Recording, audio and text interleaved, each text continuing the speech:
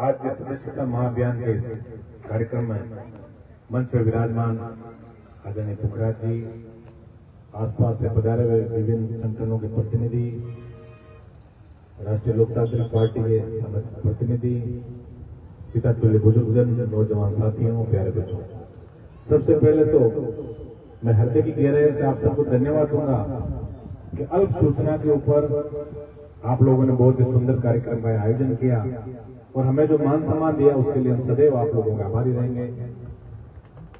पहले ये तय हुआ जब 31 जुलाई को सदस्यता महाअभियान का आगाज हुआ जयपुर के बीएम बिरला ऑडिटोरियम से कि प्रत्येक विधानसभा और जिला स्तर पे हम लोग कार्यक्रम करेंगे, लेकिन ओसियां के नवयुवकों की बड़ी इच्छा थी कि ओसियां के अंदर 2 अलग अलग गांवों के अंदर कार्यक्रम होना चाहिए। और फिर जब बात ओसियां की और 2 गांवों में कार्यक्रम की आई तो बिल्कुल जो हमारे छोटे भाई हैं जिनका मान सम्मान हमेशा हम सब के लिए सर्वोपरि है, और दोनों कार्यक्रमों का आज आप लोगों ने बहुत ही सुंदर आयोजन किया। मुझे आने में थोड़ी देरी हुई, इसके लिए मैं क्षमा प्रार्थी हूँ।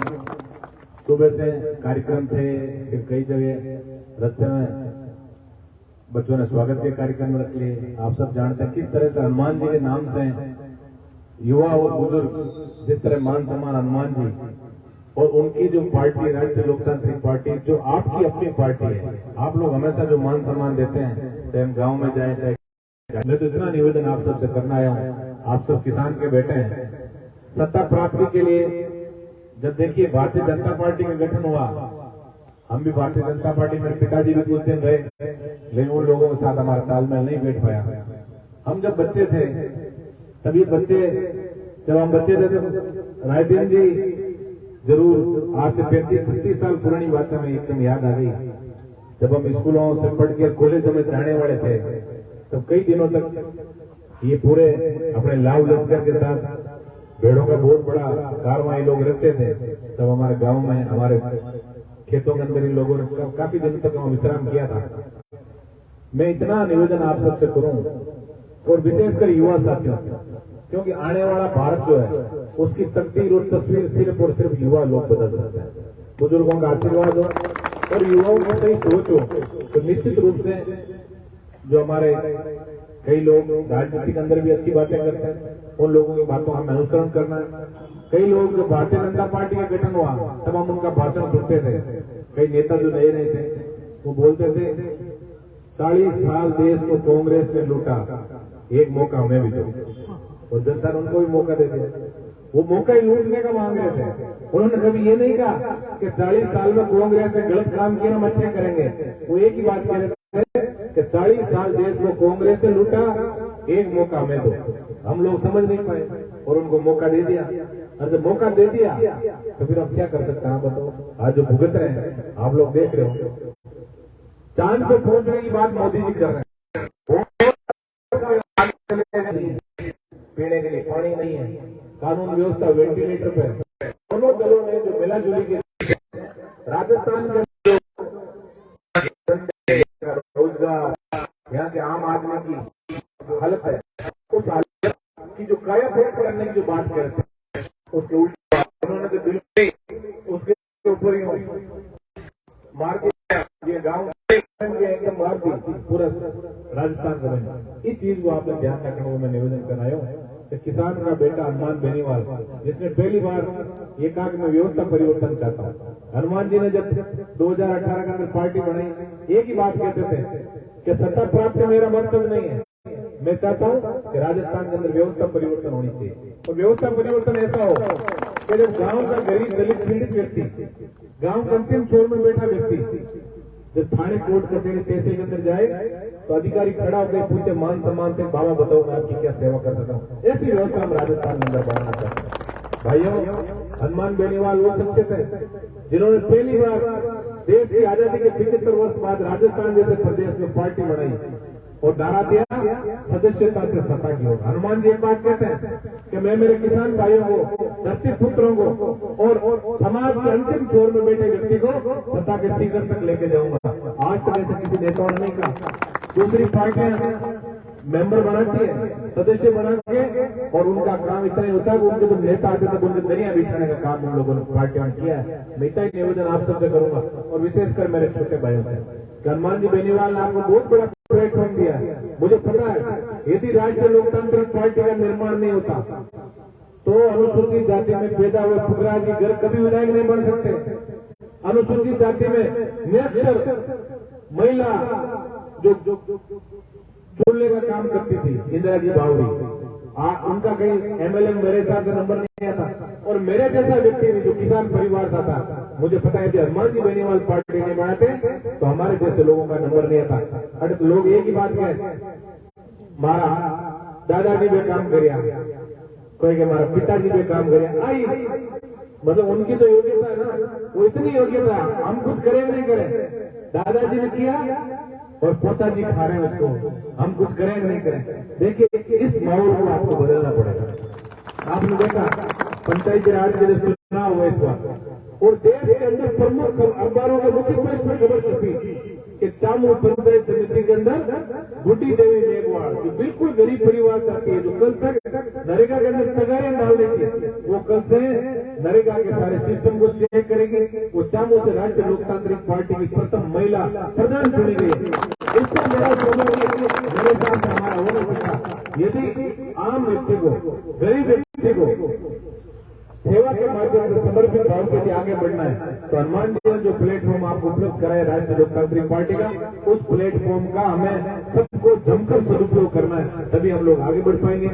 यह छोटा सा पौधा तो 2018 के अंदर हनुमान जी ने लगाया। पार्टी ऐसे नहीं बढ़ती, पार्टी के लिए बड़ा जिगरा चाहिए बनाने के लिए। आज तक बड़े बड़े किसान नेता हुए राजस्थान में, किसी ने पार्टी बनाने का नहीं सोचा।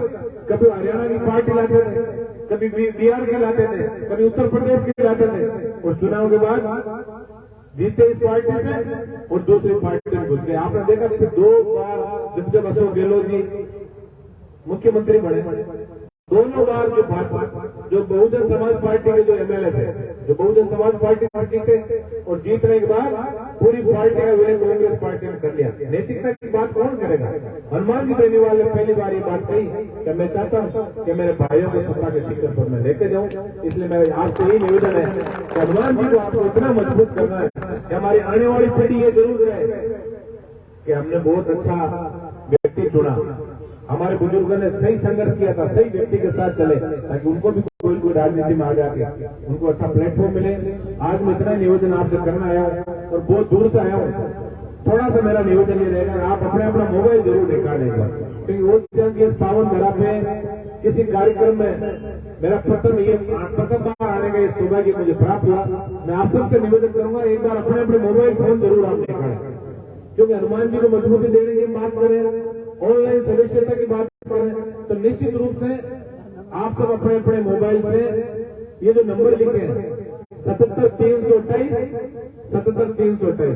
एक बार कि हमारे आईटी टीम जो जयपुर बैठी उनको पता लगाना चाहिए कि वो शहर की पावन धरा और रामपुरा की इस पावन धरा पर कोई बहुत बड़ा कार्यक्रम होने जा रहा है।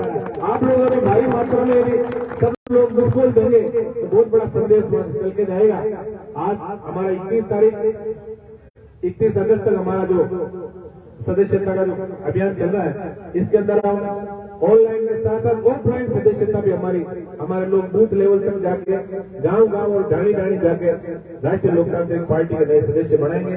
मैं युवा साथियों से अपील करूंगा, हम विचारधाराओं में डूबे हुए लोग, हमें एक चीज का विश्लेषण करना है, कौन सही है और कौन गलत है। इस चीज का विश्लेषण युवा साथियों की बहुत बड़ी जिम्मेदारी आ गई, क्योंकि लोकतंत्र में अब सबसे बड़ी जो चाहे वोट देने की बात हो, चाहे वोट को बुजुर्गों को, महिलाओं को, माता बहनों को बूथ तक ले जाने की बात है, सबसे बड़ी भूमिका जो होती है तो युवा साथियों में होती है। तो मैं युवा साथियों से अपील करूंगा, सोशल मीडिया का बहुत बड़ा प्लेटफॉर्म आपके पास है, आप इसका सदुपयोग करें।